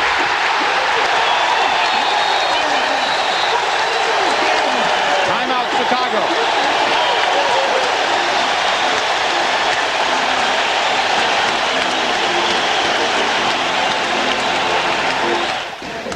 You're going to see a classic fast break. Mike Jaminski, the center, fills this wing. Ron Anderson fills this wing. They get the ball into the middle, dribble up against a two-man defense. And do they make that bottom man of the defense react with a good thrust by Anderson on the left wing? Here's Jordan has to go for that move, and it leaves Mike Jaminski wide open for the layup. Great fast break basketball. And a 76-64 Philadelphia lead. I saw Charles Barkley complaining to the official and thought the technical was on him. It was actually on Lynham. Jim Gray has a clarification. Just before we went to break, Jimmy Lynham and Earl Strom went after each other, and Earl told me in between the break he's not going to take any more guff from any of the Sixers. He told them they're the toughest team to officiate, and he's not going to take it anymore the rest of the game the next time you're out. But he's only got a couple more weeks. You think he could survive a couple of more weeks? After 32 years. Jordan. What a play by Jordan. And Percy Hawkins looking for a jump shot, and he just whisked right by him with the finger roll. I had asked the Philly players if Hawkins had lost his confidence after Game 2 trying to defend the all-world Jordan. They said no, he wanted to come home to give him some of the medicine as well. And Barkley dropping in some medicine. 14 points worth. Balanced afternoon for Barkley. 8 rebounds and 2 blocks. B.J. Armstrong, Stacey King, Michael Jordan, Horace Grant, and Will Perdue, the 5 for Chicago. As the double team of Jordan in the low post. Stolen by Philly. This is Barkley. Well, no hard foul on Barkley. B.J. Armstrong saying, I want to be able to get up tomorrow morning. Armstrong said he was not shying away from physical contact, but give him an A for intelligence on that one. King, an A for effort on the second effort there as he's fouled. Called on, make that the foul called on Mike Jaminski. That's his second personal foul and team third. Bad block out that time by Charles Barkley. He never really did lay a body on King. Jordan. Armstrong. Rebounded by Perdue. And the nice thing that Perdue did was to collect himself and get his balance, Tommy. That's a lot of collecting, too. An 80-68 Philadelphia lead with under 3 to play in the third quarter. Game 4 here in Philadelphia. Hawkins. Dawkins back to Hawkins. To Jaminski. And Philadelphia staying on the glass as Anderson gets the rebound, knocked out of bounds by Jordan. Bob Thornton comes in to replace Mike Jaminski. Jaminski has certainly played a whale of a game. His shot started to get a little flat. He's tired. Goes to the bench. But he dropped in 24 points before getting tired. Barkley, shot missed, rebounded by King. 5 rebounds by Stacey King. And Ron Anderson is going to be whistled for the foul, a little too aggressive on the blocks against Horace Grant. First personal on Anderson, team 4th. Next personal foul for Philadelphia will put them over the limit. Ed Neely replaces Will Perdue for Chicago. Well, with the insertion of Thornton at the center spot, Phil Jackson has to go a little small himself. As Jordan draws the foul from Hersey Hawkins. And you know, you were talking about intelligent play on the part of Philadelphia and running different defenders at Michael Jordan. Explain that. Well, what they're trying to do is every once in a while show a different guy, a different look. Hawkins will challenge him up close. Anderson, when he's playing him, backs off. And you like to set up a guy with several different moves, and you get him in a pattern of trying to defend you. When you introduce 2 or 3 players against Michael Jordan, he has to reintroduce a pattern against each player. So that makes it a little bit more intellectual game for Michael Jordan than most players. But he certainly responds to the challenge. Phi Beta Kappa wise. Yep. Full court press by Chicago. And Thornton calls a 20-second timeout as Jimmy Lynham wants to talk with the troops. You see Freddie Carter standing over there with Jimmy Lynham, and Freddie Carter certainly one of the most ready assistants around the league, ready for a head coaching job, and Lynham listens to him. Coming up next here on CBS, the defending world champion Detroit Pistons take on the New York Knicks, and the Knicks playing revitalized ball in the Garden, looking to even that series up, and the Lakers playing against Phoenix. Are you surprised to see Phoenix ahead 2-1 against the Lakers out there? What's really happening out there is Phoenix is beating the Lakers at their own game, the up-tempo, fast break style, and they've got the younger legs to make that style happen. but they've also got Mark West, who's a big banger underneath the boards. I think he's going to be a key player in that series. And Jeff Hornacek had a whale of a game yesterday. Many GMs around the league say he's the most underrated player in the league. And what lineup didn't like there? A turnover as Philadelphia throws it away. Usually when you come out of a huddle, a coach would love to see you execute and score. Not like that, though. Well, they didn't even inbound the ball, obviously, but they've got to solve this press. It was very effective, and the only way you get a team to take it off is attack the basket, make layups. It demoralizes a pressing defense. And Michael Jordan being defended by Hersey Hawkins. Hawkins with the loose ball. 3-on-2. Barkley. Too hard. Followed by Hawkins. Now Barkley has made 3 moves going strong to the hoop and just couldn't put him down. 15 points this period for Hersey Hawkins. He's got 22. And King. Fortunate he didn't have the charging call made against him. Instead, whistled for the walk as Bob Thornton showed good defense. And Philadelphia withstanding the charge by the Bulls, lead it by 12 with 1:30 remaining in the third. King going to his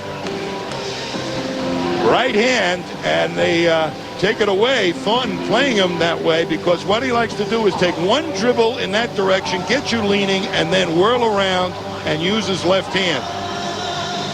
In game 1, of course, Charles Barkley was screaming and hollering at his teammates whom he felt weren't doing the job on the floor. The press here in Philadelphia made a lot to do of it. Barkley called a team meeting prior to practice on Thursday. Now, Tommy, is a lot of that blown out of proportion, or again, is that just one of those matters you take Barkley as he is? Well, that's a great indication that the team is together. They went in there and they had their discussion. In fact, Jimmy Lynam was standing outside, and one of the members of the press said to him, "What are they talking in there about?" And Jimmy Lynam looked over like, "What, are you stupid or something?" They're talking about the Chicago Bulls. And I would have to believe exactly that was happening. This team is a wacko team in Jimmy Lynam's words, but anything can happen before the game starts. Once the game starts, he says, baby, they put it on the line. And I think personalities on a real good ball club gel, and when they can talk to each other without a coach, that's a good sign. That's a sign that he's working overtime upstairs in his head, getting ice applied to the noggin as opposed to the knee. You know, you mentioned that Lynam said it's a wacko team, and specifically he was talking about the leaders of both Mahorn and Barkley. Yeah, but I'll tell you one thing. Jimmy Lynam has turned over a lot of the ball club to the players. He's not a dictator here, and that's a great sign because that gives pride of authorship to the various players. It becomes what I call you've got a Cosa Nostra effect, that it becomes our thing. And that's where the Sixers right now are. Even though Charles Barkley pops off, everybody understands on his teammates that he's that type of personality, but he leads by example and by banging and by doing the hard part, rebounding. Chicago 5, Horace Grant, Michael Jordan, Stacey King, Ed Neely, and B.J. Armstrong. Well, they take off the zone press and just put a harassing B.J. Armstrong on Hawkins.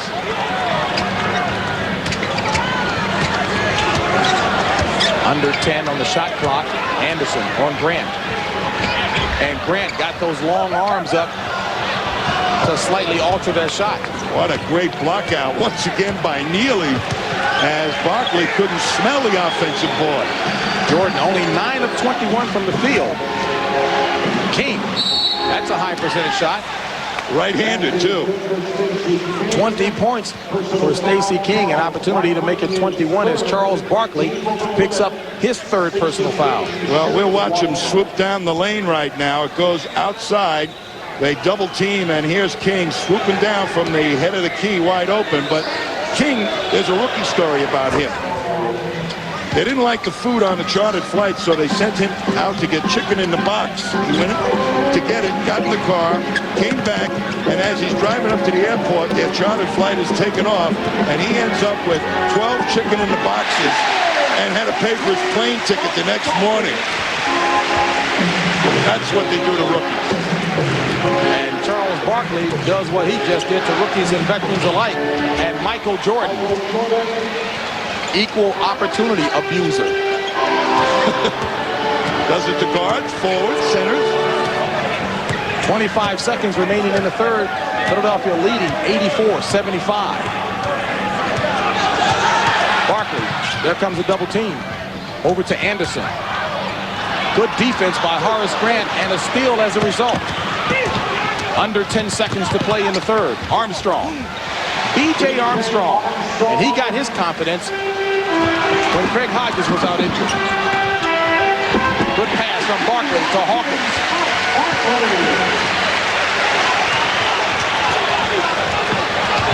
Jordan. So that's the end of the third period with the score. Philadelphia 86, Chicago 77.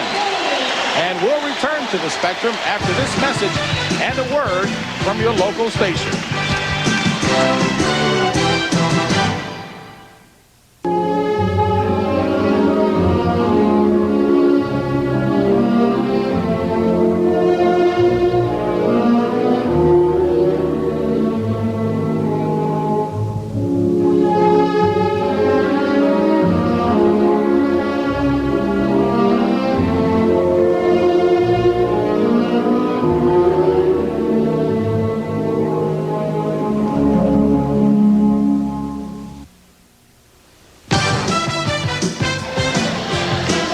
The stretch run of Game 4 here, the 1990 NBA playoff coverage between Chicago and Philadelphia. Philadelphia on top 86-77.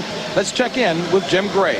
Well, James, Phil Jackson just told his guys in the huddle, we were down 27 points on Friday night. Now we're only down 9. We don't need any kind of effort like that one. We just need to play smart, get back on their fast break, and if we have to take some hard fouls like they do, let's do it. But we can come back. We proved it the other night. James?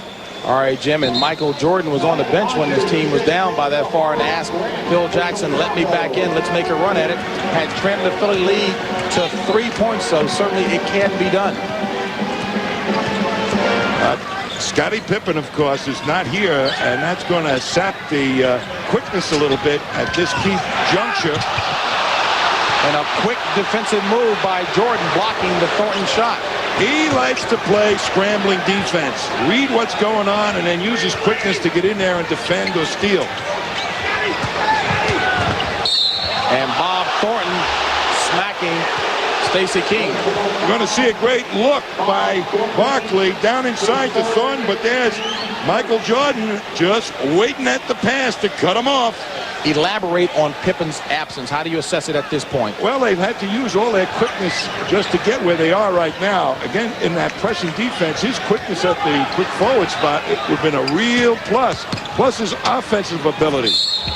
And Ed Neely showing some offensive ability as he bulls his way in for the score.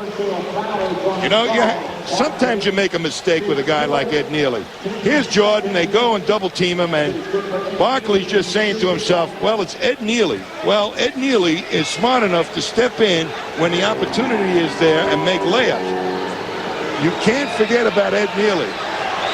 Neely is a very fundamentally sound player.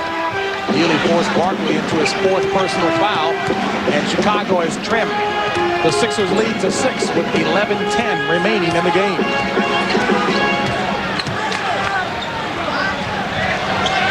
Barkley looking to return the favor to Neely. Waiting for the double team. This is Scott Brooks for 3.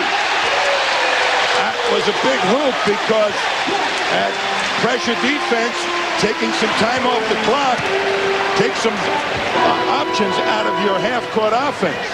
Defensively, Scott Brooks reminds me of a miniature Dan Marley. King.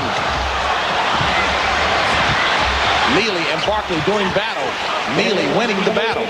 Boy, he said you can't forget about him. I'll tell you, you just must get over the top of him. You can out-jump him, but he is a position player, and when you give him an inch, he's going to hold it.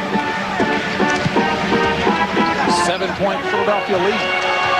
Hawkins, speed advantage over Neely. Can't capitalize. Jordan with the rebound.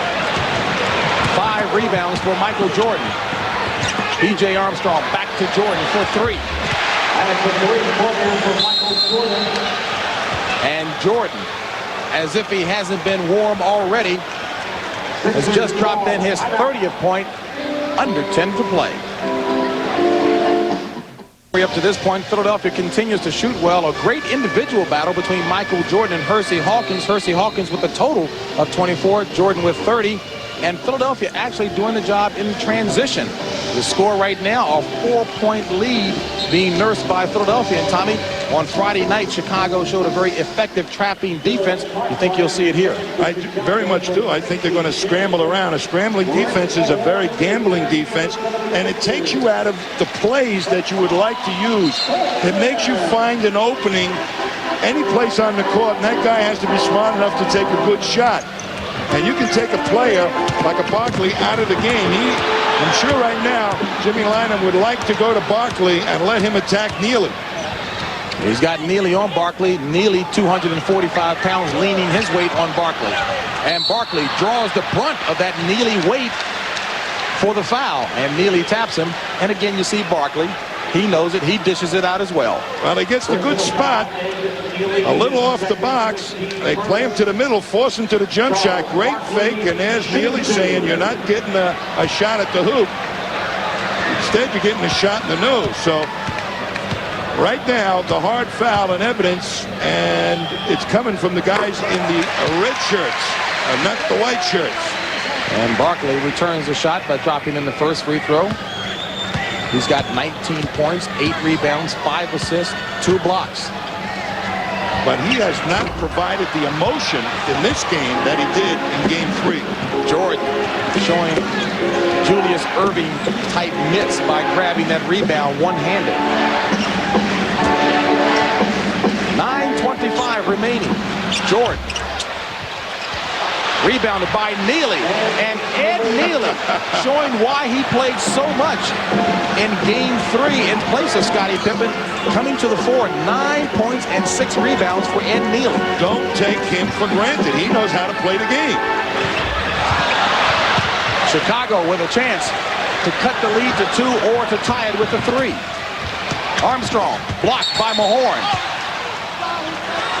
And that last rebound, Ed Neely was the guy that tipped it out.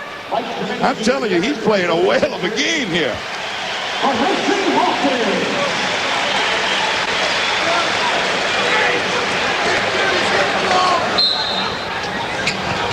Jordan over top of everyone. Well, what do you do on a play like that? He just simply out-leaped everybody.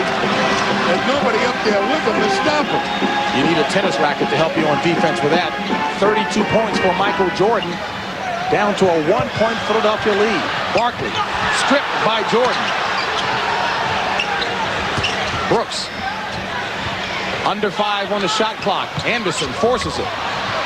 A fresh 24, and Jordan make that. Barkley is hammered from behind by B.J. Armstrong. I'll tell you what's going to happen in the next ball game. The way they're manhandling right now, Charles Barkley, every time he goes to take a shot, I tell you, Jordan is going to receive the same treatment. They have been very limited. Watch this, as everybody just wrapping him up on every play and slamming him.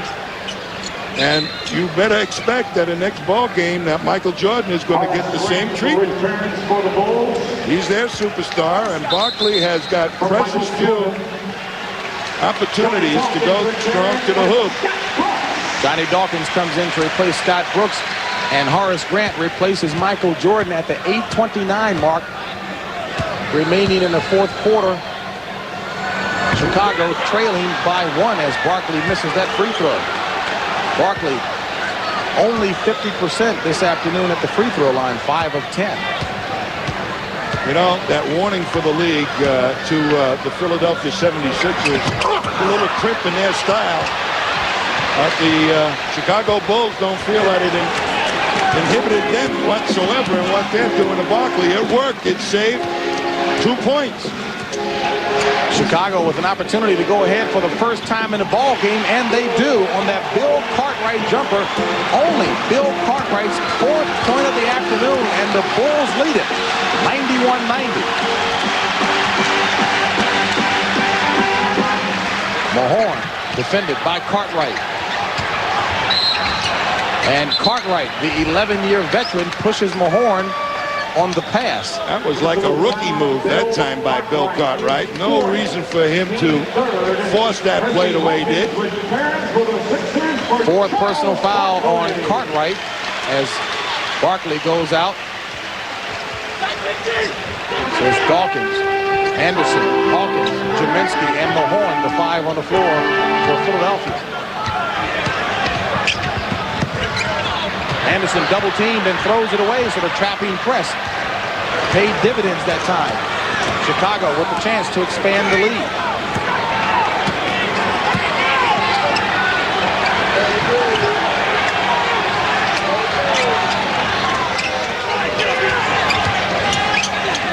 Under 5 on the shot clock. Armstrong's got to get it up. And the 24-second clock catches him before the basket by Bill Cartwright. Little trapping double team on Anderson in the best place to trap. No passing angles. Bad pass way out high as Dawkins never got too close to him.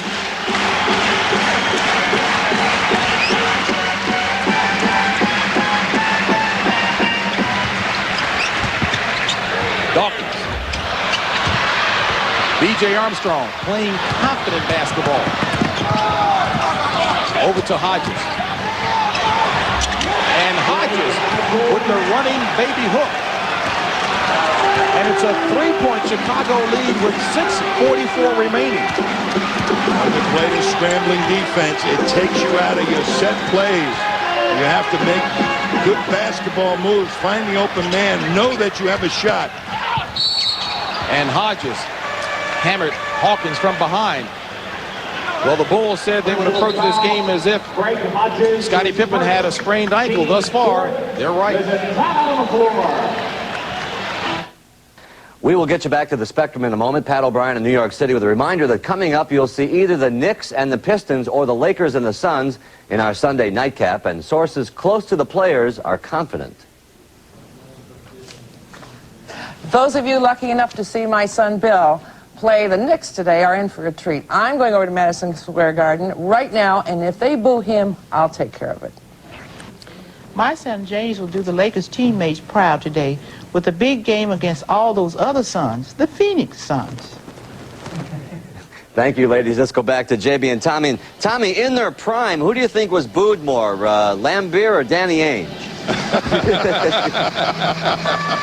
I know a lot of guys that get booed. I happen to be one of them, too. But Bill Lambeer really has been a great player. We all know that, and so is James Worthy. My hat's off to their moms.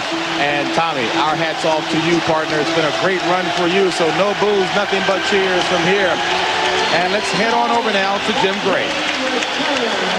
Jimmy Lynam has been very upset in the huddle over here. He just told his guys that they've totally forgotten the defensive boards and the defensive end. It's just not an offensive game. They've had too many second chances. You guys must get back and play that tough defense that you did in the first half. James? All right, Jim, and what Philadelphia hasn't had, no field goals and only 1 point in 4.5 minutes of play.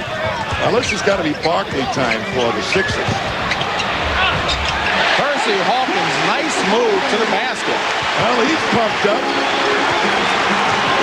And he's going to need it because Chicago has outscored Philadelphia 16-6 in this period. And the Bulls holding, clinging to a 1-point lead. Grant makes it 3. A 95-92 Chicago lead with 5:50 remaining in the contest. That Grant-Mahorn matchup has been very productive for the Bulls.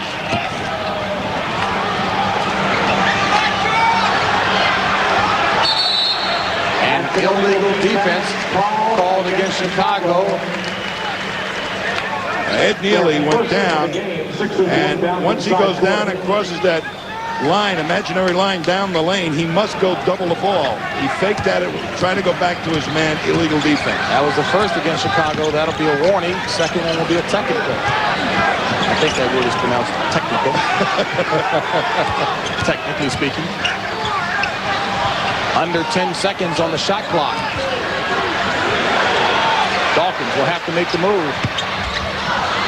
Once again, Neely does a great job of keeping Barkley off the board.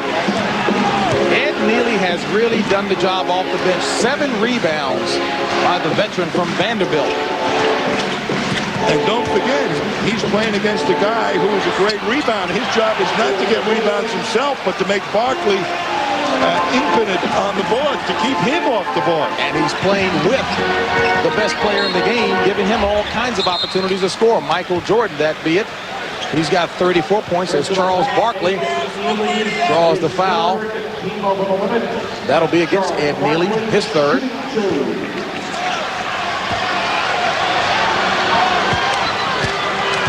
Charles Barkley, only 5 of 10 at the free throw line. He's got 19 points, and he continues to struggle at the free throw line.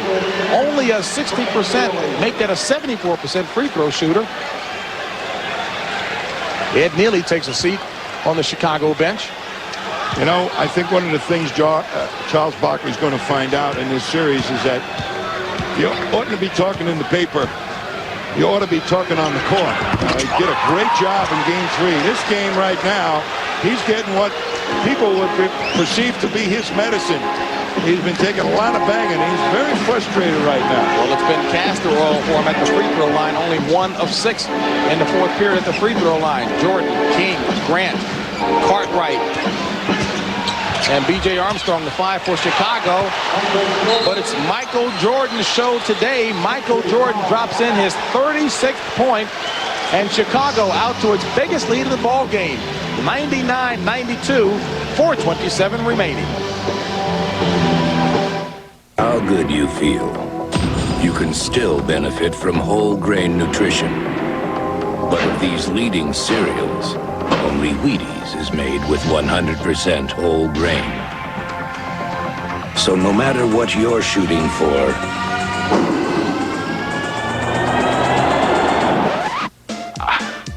better get your whole grain. I bet eat my Wheaties. Hey, only a friend is going to tell you. Off will be preceded by the NCAA Men's Gymnastics Championships, and that'll be followed by the NBA playoffs next Saturday right here on CBS. Our score, Chicago on top 99-92. Now, Dick Stockton, Hubie Brown, and Pat O'Brien normally call this the At the Table segment. This is our serious Mother's Day segment. Jim Gray, you first. Yeah, my mom, Lorna, she's in Denver today. Special woman, happy Mother's Day. And to my mom in Secaucus, New Jersey, Bessie, happy Mother's Day. And to the lady I call the Sergeant, Mary Ann Brown, happy Mother's Day from all of us here at CBS. And a great game indeed here at the Spectrum. Chicago answering the challenge and trying to reverse a trend that has seen them lose 15 of their last 17 games here at the Spectrum. Chicago on a 19-3 run. And Dawkins running down the middle gets hammered. Foul called on B.J. Armstrong. And take a look at the rebounding. Boy, has Jackson's squad responded. I will tell you that Ed Neely is responsible for a lot of that, keeping Barkley off the boards. He never really went for rebounds himself, but Barkley, in his natural aggressiveness, took Neely towards the board, and he denied Barkley a real good shot at it, and Neely ended up getting a finger on several of them and tipping them to a teammate. Well, what a great job Ed Neely did. And the Sixers continue the struggle at the free throw line. Dawkins. 2-point shot from Johnny Dawkins. Cuts the Bulls' lead to 4 with 4 minutes remaining in the game. They need a stop right here. And that's the toughest man in basketball to stop, and it had to be a wet floor to do the job. Michael Jordan slipping on the move. Now, I've heard of moves on the moves before in basketball, but not quite like that. That's one of those slippery moves.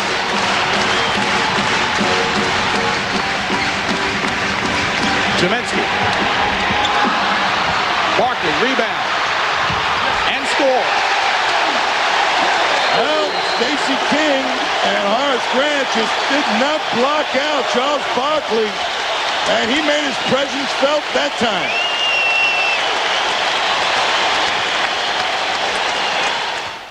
Charles Barkley going for an offensive rebound as Grant, unlike Neely, releases Barkley to try and get a rebound himself. What you got to do against a great player like Barkley is give up your own rebound by stopping him from getting good position to pull one down himself. And Barkley, once he gets inside that defense like that, he uses his power to put it back up. That time, no hard foul. Important information, Chicago with 2 timeouts and a 20 remaining. Philadelphia with 2 fulls, no 20 remaining. Team foul 76ers with 2. Chicago over the limit. 3:38 remaining, and it's a 2-point ball game. Chicago on top, 99-97. And this is the man with the ball in his hands, Michael Jordan. And a matchup, Charles Barkley defending Jordan. He's got Jordan out high. Jordan with the quickness advantage. And he uses it and capitalizes on it. Michael Jordan gives Chicago a 4-point lead. Well, they got by Barkley, and Barkley was expecting help, but nobody helps enough on Michael Jordan. Watch this step on Barkley. Barkley up challenging him. Quick step around, and his speed, Barkley has to release him. Lifts one man on one side of the basket, but the other side of the hoop wide open. That's what he does. Breaks you down. Philadelphia fans used to see that move so often for years by one Julius Erving. Dawkins and Philadelphia at the free throw line just not doing the job. John Paxson fouled Johnny Dawkins for his fourth foul. Philadelphia 2 of 9 this period at the free throw line. 3 of 10. And Philadelphia trails 101-98. You know who hasn't been heard from in this game an awful lot is Rick Mahorn. He's only got 2 points. Paxson on the move. Foul. Take your pick, Mahorn or Jaminski. It looks like it's going to be on Mahorn. Personal foul, Rick Mahorn, his 10th personal. And that's 5 on Rick Mahorn, as you saw Jim Lynam expressing his frustration as well.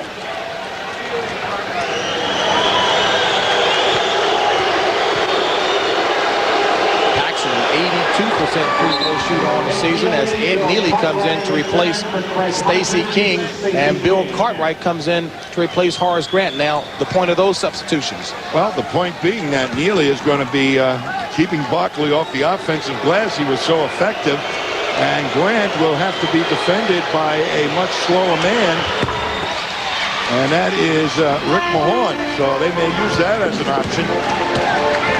Again, Michael Jordan, some other people to play with there.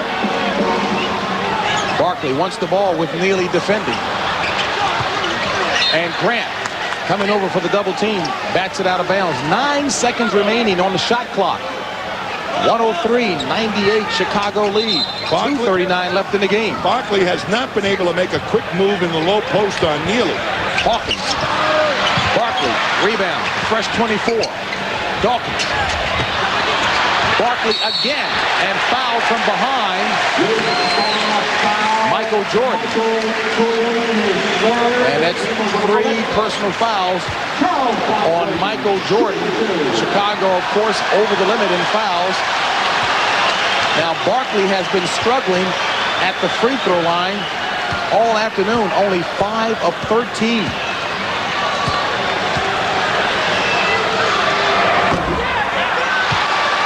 And the drought continues. 5 for 14.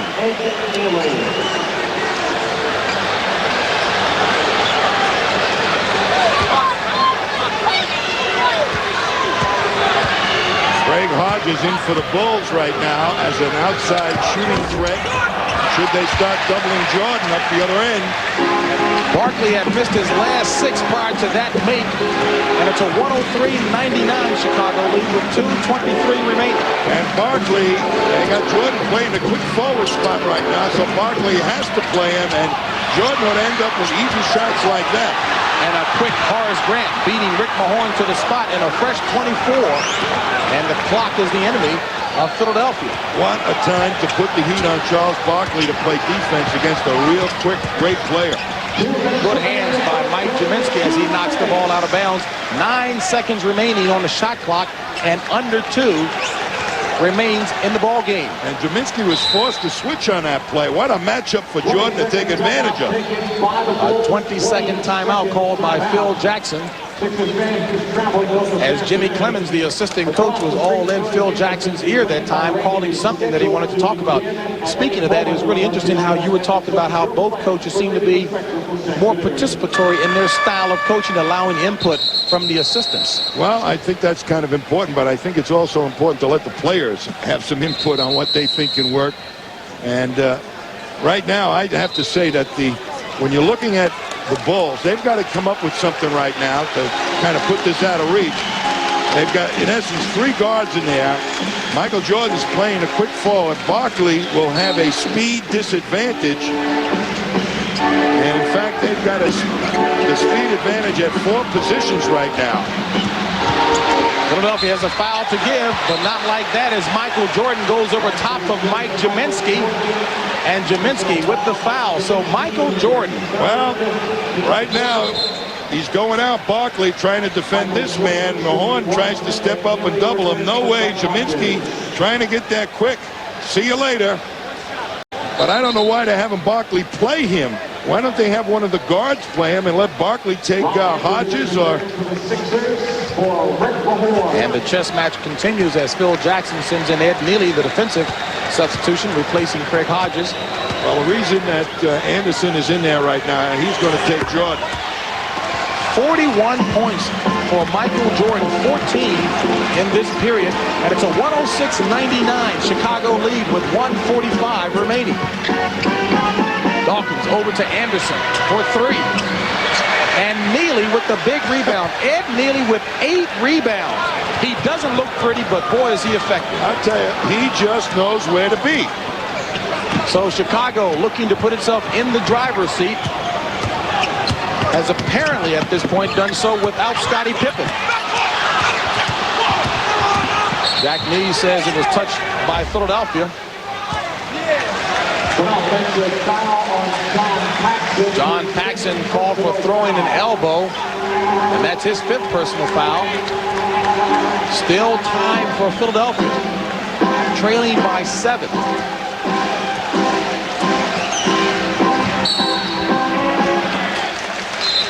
Blocking foul called on John Paxson, and he's out of the ball game, having picked up his 6th personal foul. So John Paxson leaves the game with 8 points.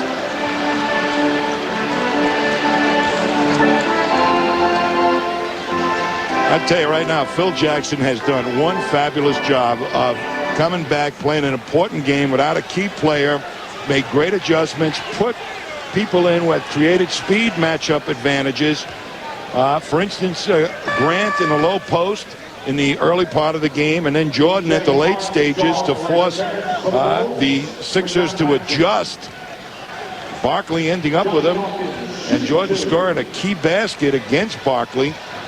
A terrific coaching job by Phil Jackson, and a lot of people thought perhaps this Philadelphia club had the wherewithal to go all the way, but they are missing Derek Smith.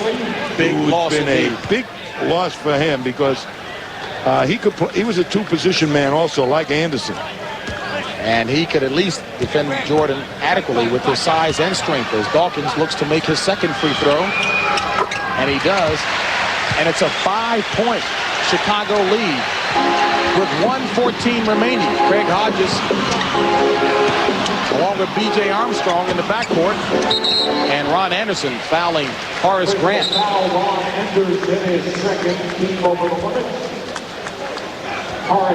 And Grant, not a bad foul in that. Statistically, only 69% from the free throw line during the regular season. But here comes Ed Neely in again. Grant 1 for 7 at the free throw line throughout this playoff series against Philadelphia.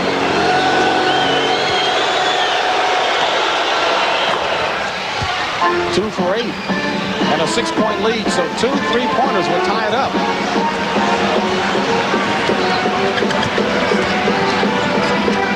Anderson, Dawkins, Neely, number 9, on the rebound chart for Ed Neely.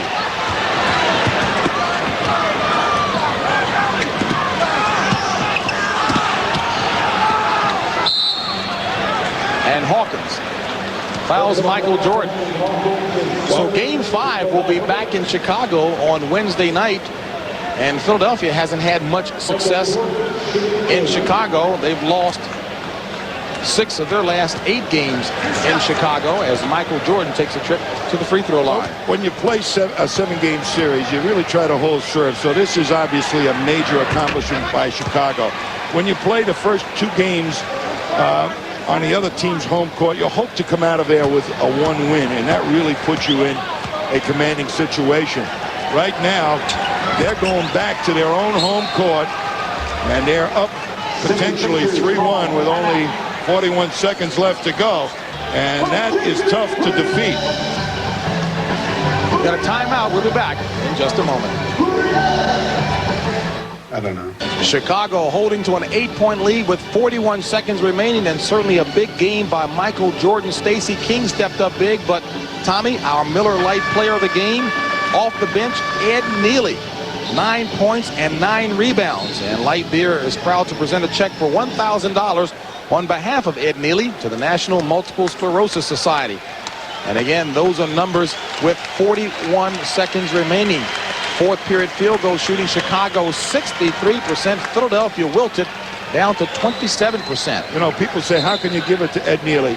Without Pippen being in the lineup today, he stepped up and just did an outstanding job of taking the emotion away from the Sixers by holding down Charles Barkley.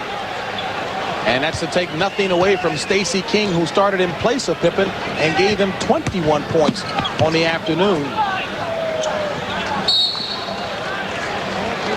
Percy Hawkins fouling Michael Jordan.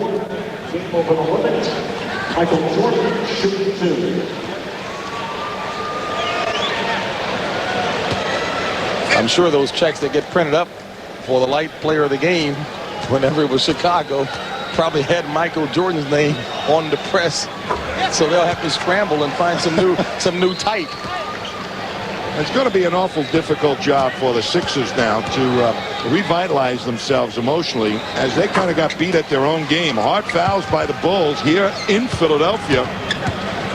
That really took a lot away from Barkley's game.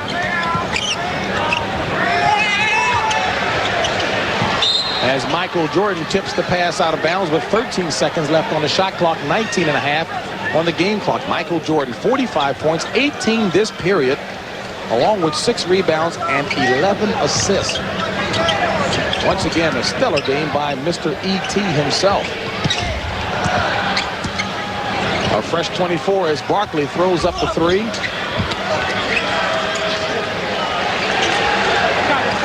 And Jaminski. Futile attempt, and that'll do it as Chicago moves out to a 3-1 lead in this Eastern Conference semifinal series between Chicago and Philadelphia. Chicago pulls it out 111-101. We'll be back in just a moment. Keep them off the boards, and we came away with a big win. You were successful. You used their tactics. They've been the guys that are banging today. You came in and did that. Why did you change the style today? Well, we want to play that style all the time because we know that we're a little weak, you know, in the middle sometimes. And people, when they take advantage of us, it's on the offensive boards. And, you know, that's one thing we try to concentrate on every game.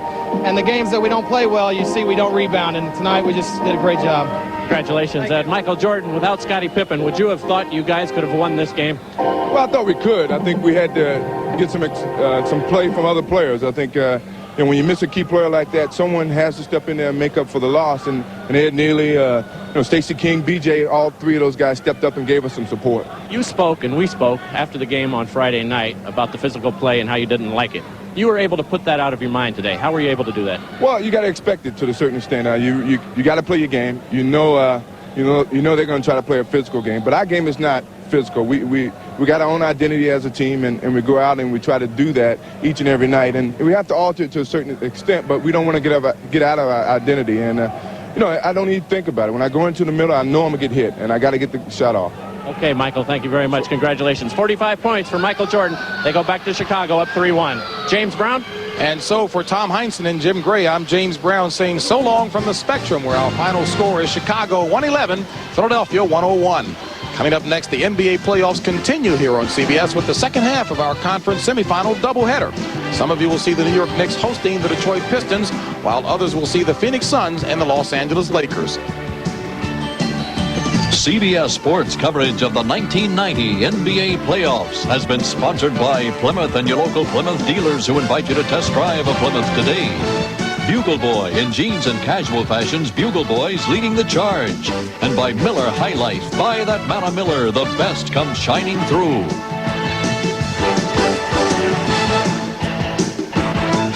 The NBA on CBS is a presentation of CBS Sports.